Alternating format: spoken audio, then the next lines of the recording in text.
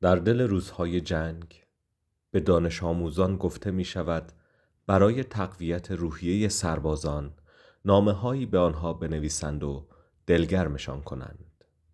این نوشته سرگذشت یکی از نامه هاست و پاسخی بعد از 40 سال. نامه ای به علی. نوشته اعظم زعیمیان با صدای علیرضا امیری.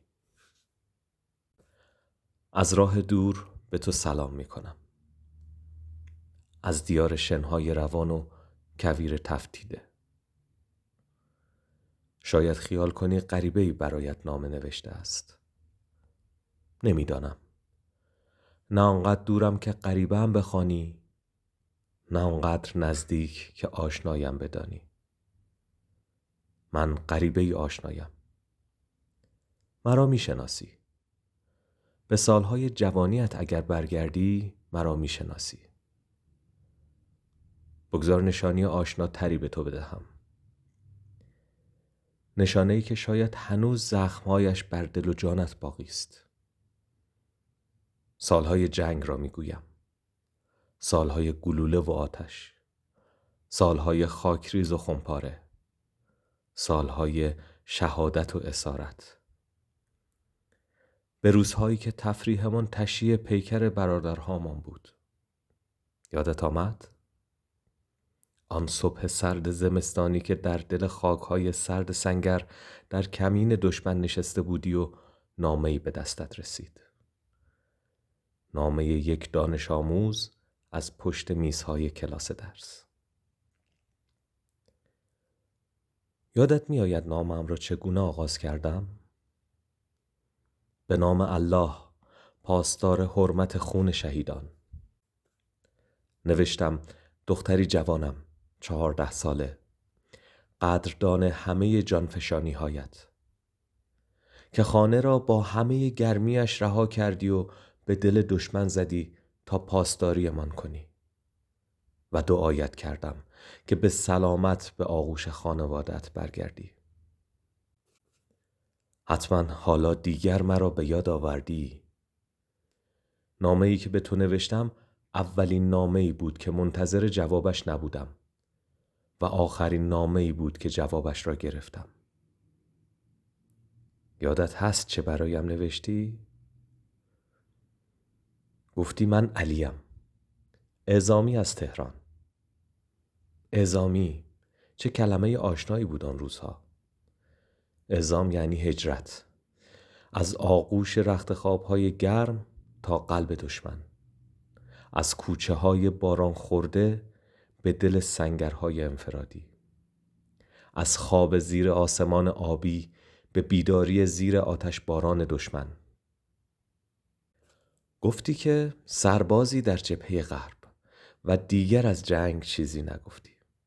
انگار خواستی برای لحظاتی که قلم بر کاغذ روان است مرگ را فراموش کنی و عاشقانه ای بنویسی و عاشقانه نوشتی. اگر بگویم نامه‌ات به دستم رسید و آن را خواندم، خوشحال می شوی؟ نامه‌ات به دستم رسید و خوشحال نشدم و از تویی که نمی شناختم بیزار شدم. مگر می شود در دل جنگ بود و عاشقی کرد، زیر آتش بود و به فکر دشمن نبود و 10 چرای دیگر که برایش جوابی نداشتم. می خواهی از آن روزها برایت بگویم؟ شاید دلیل ناشادیم را بفهمی. شبها و روزهای ما نیز در درد گذشت. من هم نامه می نوشتم. نه نامه های عاشقانه، بلکه نامه های درد. من مرثیه می نوشتم. مرثیه مادری برای پسرش که اسیر دشمن بود و از شهادت پسر دیگرش می گفت. از مرگ شوهرش که در فراق مرد. از شبهایی که دل پردردش را زیر آسمان می برد تا برای آزادی دعا کند. من مرثیه خان بودم. برادر من هم رفت. همان برادری که بعد از دیدن نامه‌ات غیرتی شد. رفت و تمام غیرتش را بر سر دشمن خالی کرد. گفتند که برای همیشه رفته است و سالها نه از رفتنش خبری آمد نه از آمدنش. و آمد و از قد بلند بالایش چند پاره استخوان بیشتر باقی نمانده بود و به جای بوسه بر صورت گرمش مادرم پاره های استخوانش را بوسید. امروز من و تو دیگر جوان نیستیم. من اندکی از تو کوچکتر و تو سالهای دردی از من بزرگتر. من به اندازه یک دنیا عذرخواهی به تو بدهکارم. عاشقی کردن تو را نفرین کردم. رویاهایت را به مسخره گرفتم و به آرزوهایت خندیدم. ولی تو نباید به من خورده بگیری. آن روزها عاشقی کردن گناه بود و شاد بودن عار. مرا ببخش.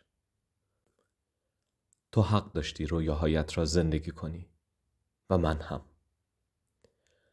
تو حق داشتی عاشق شوی و من هم. بگذاریم. درد زیاد است.